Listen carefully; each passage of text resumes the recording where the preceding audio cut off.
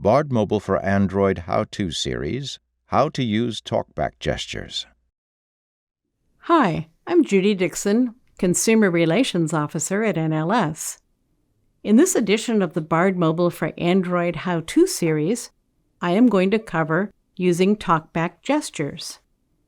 Note that Android devices range widely in make and model.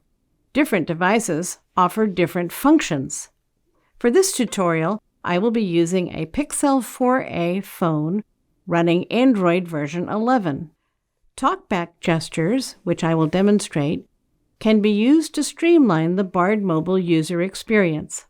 Swiping left or right will move to the previous or next item on the screen. Swiping up with 2 fingers will scroll down through a list. You can think of this as pulling the next page up into view. In a long list, such as audio books, in recently added titles, you can go through the list quickly with a 2-finger swipe up. When you scroll through using the 2-finger swipe up, you will hear ascending tones, letting you know that the swipes were successful.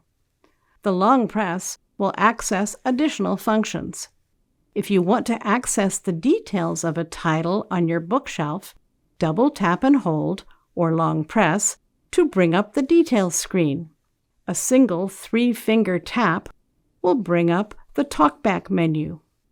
One of the things people often want to do in BARD Mobile is to spell the word just heard.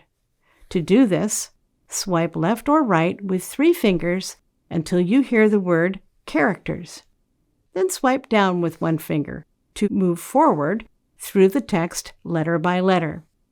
You can swipe up with 1 finger to move back through the text.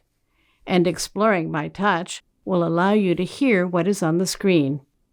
Often, the simplest thing to do is to move your finger around the screen to hear the various items. For information about how to download books, read books, or navigate through books, see the other tutorials in this series.